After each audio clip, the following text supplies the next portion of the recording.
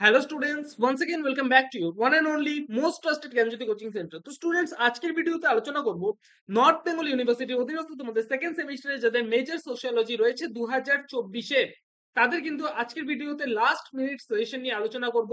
ঠিক আছে, অর্থাৎ আজকের ভিডিওতে অতি গুরুত্বপূর্ণ যে প্রশ্নগুলো রয়েছে সেই প্রশ্নগুলো নিয়ে আলোচনা করব। এর আগের ভিডিওতে সাজেশন আলোচনা করা হয়েছিল, ঠিক আছে, সাজেশন এর আগে কিন্তু দেওয়া হয়েছিল। সেখান থেকেই মোস্ট ইম্পর্টেন্ট যে কোয়েশ্চেনগুলো রয়েছে সেই কোয়েশ্চেন গুলো কিন্তু আলোচনা করব। দেখো, তোমরা যদি 100% কমন পেতে চাও, তোমরা কিন্তু আগের সাজেশনটা ফলো করতে পারো, এবং লাস্ট মিনিটে এসে যাদের একদমই পড়া হয়নি তারা কিন্তু এই সাজেশনটা ফলো করতে পারো। ঠিক আছে, চলো শুরু করা যাক। দেখো, তোমাদের ইউনিট ওয়াইজ কিন্তু কোয়েশ্চেন দেওয়া হয়েছে। ইউনিট নাম্বার 1 থেকে 3 মার্কসের প্রশ্নগুলো নিয়ে প্রথমে আলোচনা করব। ঠিক আছে, দেখো এখানে বলেছে জাতিভেদ প্রথা, জাতি অধিক্রম, ঠিক আছে, আর এই যে জাতি বিভাজন পদ্ধতি, এই তিনটে যে প্রশ্ন রয়েছে, এই তিনটে প্রশ্নের মধ্যে থেকে একটা প্রশ্ন আসার চান্সেস কিন্তু খুব বেশি। ঠিক আছে, তো এই তিনটা প্রশ্ন ভালো মতো পড়ে যাবে। বোঝা গেল? এই তিনটে প্রশ্ন ভালো মতো পড়ে যাবে। ঠিক আছে, 3 নম্বর কোয়েশ্চেনটা অতটাও ইম্পর্টেন্ট নয়। 4 নম্বর কোয়েশ্চেন, চতুরাশ্রম। ঠিক আছে, চতুরাশ্রমটা পড়বে ভালো মতো, গুরুত্বপূর্ণ প্রশ্ন। অস্পৃশ্যতা ভালো মতো পড়বে। দ্বিজ বর্ণ, বর্ণ এবং জাতি ভালো মতো পড়বে। এই কোয়েশ্চেন গুলো খুবই ইম্পর্টেন্ট কিন্তু কোয়েশ্চেন, হ্যাঁ। ঠিক আছে, এটা নাও পড়তে পারো, 10 নম্বর কোয়েশ্চেনটা নাও পড়তে পারো, 9 নম্বর কোয়েশ্চেনটা পড়ে যাবে জাতি পঞ্চায়েত। ওকে, চলো 6 মার্কসের প্রশ্নগুলো আলোচনা করা যাক ইউনিট নাম্বার 1 থেকে। দেখো, বেশি প্রশ্ন দেওয়া হয়নি 6 মার্কসের। ইউনিট নাম্বার 1 থেকে শুধুমাত্র দুটো প্রশ্ন দেওয়া হয়েছে। এটার মধ্যে থেকে কিন্তু কাটাকাটি করার কিন্তু আর কোনো জায়গা আসছে না, তাহলে কিন্তু রিস্ক হয়ে যাবে। ঠিক আছে, নাম্বার 12। দেখো, নাম্বার 12 মার্কসেরও কিন্তু তিনটে প্রশ্ন দেওয়া রয়েছে। এই তিনটে প্রশ্নের মধ্যে বর্ণ বলতে কি বোঝায়, এটা কিন্তু অতি গুরুত্বপূর্ণ প্রশ্ন। এই প্রশ্নটা আসার চান্স কিন্তু থাকে। ঠিক আছে, জাতির সংজ্ঞা দাও, এই প্রশ্নটাও গুরুত্বপূর্ণ প্রশ্ন। আর তুমি কি মনে করো জাতি ব্যবস্থা, এটা অতটাও না, আমি 1 স্টার করে রাখছি। ঠিক আছে, বোঝা গেল? এই দুটো প্রশ্ন কিন্তু খুব ভালো মতো পড়ে যাবে। ওকে, চলো সেকেন্ড ইউনিটে আসি এবার।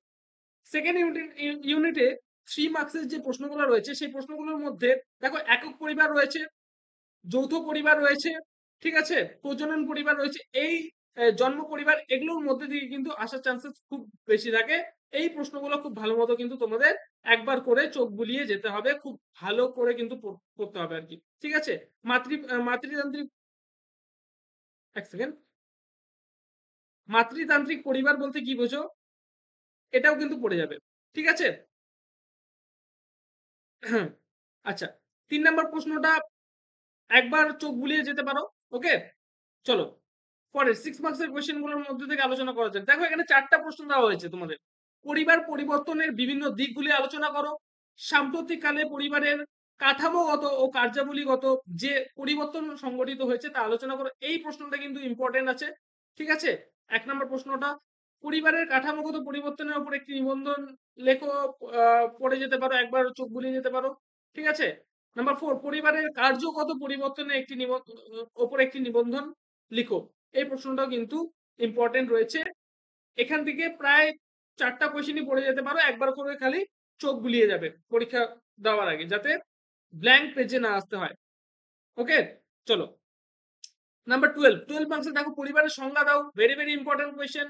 উপযুক্ত উদাহরণ সহ পরিবারের বিভিন্ন ধরন আলোচনা করো। পরিবার বলতে কি বোঝো, পরিবারের কার্যাবলী আলোচনা করো। Very very important question, 3 star. চলো, তারপরে বলেছে পরিবার বলতে কি বোঝো, পরিবারের বৈশিষ্ট্য সম্পর্কে আলোচনা করো। এটাও ইম্পর্টেন্ট একটা কোয়েশ্চেন, এগুলোকে স্কিপ করা যাবে না। এগুলোর মধ্যে থেকে আসার চান্সেস কিন্তু খুব বেশি থাকে। এগুলো স্কিপ করলে কিন্তু তোমাদের রিস্ক হয়ে যাবে পরীক্ষায়। ঠিক আছে, যৌথ পরিবার বলতে কি বোঝো, দেখো এখানে পরিবার বলতে কি বোঝো, এখানে বলেছে পরিবার বলতে কি বোঝো। ঠিক আছে, পরিবারের সংজ্ঞা একই কিন্তু প্রশ্নগুলো। তো একটা প্রশ্ন পড়লে তিনটারই কিন্তু অ্যান্সার হয়ে যাচ্ছে এখানে। শুধুমাত্র পরের প্রশ্নগুলোর খালি পড়তে হবে, পরিবারের বৈশিষ্ট্য, পরিবারের কার্যাবলী, বাস।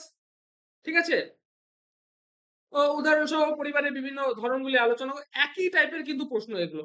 যেমন একটা প্রশ্ন যদি ভালো মতো তুমি কভার করো, একটা প্রশ্ন যদি খুব ভালো মতো পড়ো এখান থেকে, তাহলে কিন্তু এই 4টা কোশ্চেনের অ্যান্সার কিন্তু তোমরা করে দিয়ে আসতে পারবে। একটু বুদ্ধি খাটিয়ে কিন্তু তোমাদের পড়তে হবে। বোঝা গেল?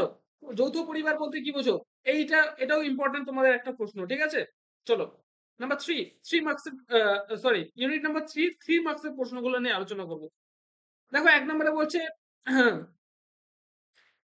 একগামিতা, ঠিক আছে? অজাচার, একগামিতা একই প্রশ্ন দুবার হয়ে গেছে, ঠিক আছে? এটা বাদ যাবে। তার মানে ৬ টা প্রশ্ন হচ্ছে এখানে। এটা বাদ যাবে। আর বহুগামিতা, একগামিতা, বহুগামিতা ইম্পোর্টেন্ট দুটো কোয়েশ্চেন, ঠিক আছে? শালিকা বিবাহ প্রথা ভেরি, ভেরি ইজি তোমাদের জন্য। ঠিক আছে? ভালোমতো একটু হিউমারের সাথে পড়ো। ঠিক আছে? শালিকা বিবাহটা অতটাও কঠিন মনে হবে না। বিধবা পুনর্বিবাহ জানাই আছে সবার, গোষ্ঠী বিবাহ এগুলো খালি একবার করে তোমাদের খালি চোখ বুলিয়ে যেতে হবে। ইজি, একদম ইজি। চলো। নাম্বার 6 মার্কস এর দুটো দেওয়া আছে, দুটোই ভালোমতো পড়বে। ঠিক আছে? এখানে আর তো কাটার কোনো অপশনই নেই। নাম্বার 12 মার্কস এ দেখো এখানে কি বলেছে? বিবাহের সংজ্ঞা দাও, উপযুক্ত উদাহরণ সহ বিবাহের বিভিন্ন ধরনগুলি আলোচনা করো। ভেরি, ভেরি ইম্পর্টেন্ট কোয়েশ্চেন একটা। ঠিক আছে? বিবাহ ব্যবস্থা পরিবর্তনের বিভিন্ন দিকগুলি বর্ণনা করো। Important question. বিবাহের কাঠামোগত এবং কার্যগত পরিবর্তনের উপর একটি নিবন্ধন লেখো। এটাও কিন্তু একটা ইম্পর্টেন্ট কোয়েশ্চেন। তিনটাই ইম্পর্টেন্ট কোয়েশ্চেন রয়েছে। দেখো সেম টেকনিক এখানেও অ্যাপ্লাই করতে হবে। তোমরা একটা খুব ভালো মতো পড়বে, ঠিক আছে? কনসেপ্টটা বুঝে নিবে, একটা খুব ভালো মতো পড়বে, বাকিগুলো ইজিলি লিখে দিয়ে আসতে পারবে। সোশ্যাল এমন একটা সাবজেক্ট, এখানে কিন্তু মানে একবার যদি কনসেপ্টটা তুমি বুঝে নিতে পারো, এখানে কিন্তু বানিয়ে খুব সুন্দর করে কিন্তু লিখে দিয়ে আসতে পারবে। তেমন একটা মুখস্থ বিদ্যার প্রয়োজন কিন্তু এখানে হয় না। চলো নাম্বার 4, ইউনিট নাম্বার 4 থেকে বলি। ইউনিট নাম্বার 4 এ দেখো 3 মার্কসে 3টা কোয়েশ্চেন দেওয়া রয়েছে, ঠিক আছে? স্কিপ করার কোনো জায়গায় নেই, ঠিক আছে? প্রথমে বলেছে হোয়াট ইজ প্লুরালিজম, বহুতত্ত্ববাদ কি? ঠিক আছে? বৈচিত্র্যের মধ্যে ঐক্য ধারণাটি মধ্যে ঐক্যের ধারণা দাও। আঞ্চলিকতাবাদ বলতে কি বোঝো? বা আঞ্চলিকতাবাদ কি? এই 3টা কোয়েশ্চেনই কিন্তু ইম্পর্টেন্ট। ওকে? চলো 6 মার্কসের question. Define the racial or ethnic diversity, ঠিক আছে? নৃতাত্ত্বিক বৈচিত্র্যতা সম্পর্কে আলোচনা করো, ঠিক আছে? ধর্মীয় ও ভাষাগত ঐক্য সম্পর্কে আলোচনা করো। ভারতীয় সমাজের ঐক্যের প্রকৃতি ব্যাখ্যা করো। 3টা কোশ্চেনই কিন্তু এখানে ইম্পর্টেন্ট, ঠিক আছে? এর মধ্যে থেকে 2 নম্বর কোশ্চেনটা খুব ভালো মতো দেখে যাবে, ঠিক আছে? ধর্মীয় ও ভাষাগত ঐক্য সম্পর্কে আলোচনা করো, ইম্পর্টেন্ট একটা কোশ্চেন। ওকে, 12 মার্কসে দেখো এখানে হচ্ছে ডিফাইন প্লুরালিজম, ওই যে 3 মার্কসের এটা পড়লে হয়ে যাচ্ছে আমাদের, ঠিক আছে? Discuss the features of pluralism, বহুতত্ত্ববাদের গুরুত্বপূর্ণ বৈশিষ্ট্যগুলি আলোচনা করো। ইম্পর্টেন্ট একটা কোয়েশ্চেন, ঠিক আছে? Discuss the concept of unity in diversity in the context of Indian society, ভারতীয় সমাজের প্রেক্ষাপটে বৈচিত্র্যের মধ্যে ঐক্য ধারণাটি আলোচনা করো। ইম্পর্টেন্ট, স্কিপ করার কোনো জায়গাই নেই এগুলো। স্কিপ করলেই কিন্তু মুশকিলে পড়বে। হ্যাঁ। Number 3, discuss the distinctive features of diversity of society, ভারতীয় সমাজের বৈচিত্র্যের উল্লেখযোগ্য বৈশিষ্ট্যগুলি আলোচনা করো। ইম্পর্টেন্ট একটা কোয়েশ্চেন। আর লাস্ট ওয়ান আছে আমাদের, ডিসকাস দ্য মেজর। এটা তেমন একটা না পড়লেও হবে, ঠিক আছে? উপরে এই 3টা ভালো মতো পড়ে যাও, ঠিক আছে? ভারতীয় জাতীয় ঐক্যের প্রধান প্রতিবন্ধকতাগুলি আলোচনা করে, এটা না দেখলেও হবে। হ্যাঁ, উপরের 3টা ভালো মতো পড়ে যাও। দেখো তোমাদের তো বলেই দিলাম, এই সমস্ত কিছু যদি পড়ে যাও আশা করব কমন পেয়ে যাবে। আর সোশ্যালজি একটা ইজি সাবজেক্ট, ঠিক আছে? এখানে তেমন ভাবে মুখস্থ করার কিন্তু কিছু নেই, ঠিক আছে? তবুও যে কোয়েশ্চেন গুলো ভালো মতো বললাম সেগুলো ভালো মতো পড়ে যাও, ঠিক আছে? পরীক্ষার জন্য অল দ্য ভেরি বেস্ট। দেখা হচ্ছে একটা নতুন ভিডিওতে নতুন কোনো টপিকের সাথে। Till then keep learning, keep exploring. Thank you so much.